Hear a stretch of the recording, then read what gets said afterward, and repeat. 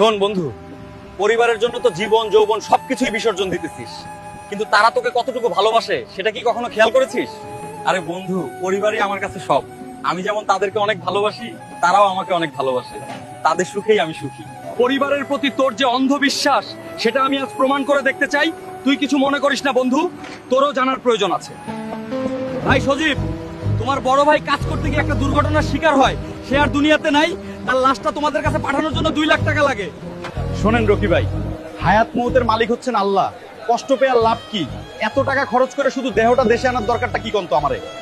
হায় রে সজীব, তুমি হয়তো ভুলে গেছো আজ তোমার ওই কোটি টাকার জুয়েলারি দোকানটা কার টাকায় শুরু করছিলা। আজ তুমি সবকিছু ভুলে গেছো। ভাইয়ার টাকায় বিজনেস শুরু করছিলাম, ঠিক আছে, কিন্তু ভাইয়া তো এখন বেঁচে নেই।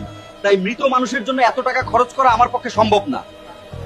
শুনো বাবা, ছোট ছেলে যেহেতু টাকা দিবে না, তাহলে এই বয়সে আমি এত টাকা কোথায় পাবো? তার চেয়ে ভালো প্রবাসেই দাফনের ব্যবস্থা করো তুমি।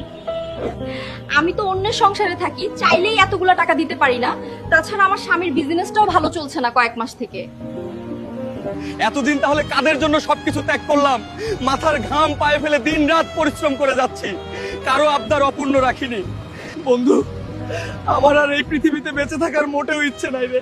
প্লিজ বন্ধু, তুই এবার একটু আমার মাকে কল দিয়ে দেখ কি বলে। আন্টি, আমি আর জাহিদ একসঙ্গে কাজ করি। আজ সকালে কাজ করতে গিয়ে জাহিদের দুর্ঘটনা হয়। জাহিদ আর আমাদের মাঝে নেই। তুমি এগুলো কি বলছো বাবা?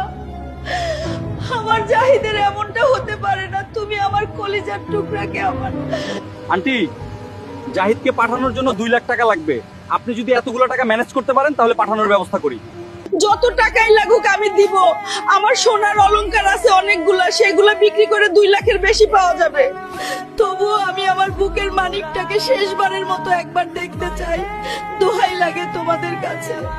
মাগো, আমি জাহিদ। বাবা জাহিদ, তুই বেঁচে আছিস বাপ? আমার বুকের মানিক। হ্যাঁ মা, আমি বেঁচে আছি। আমি বেঁচে থাকবো মা। আজ থেকে আমি শুধু তোমার জন্যই বেঁচে থাকবো।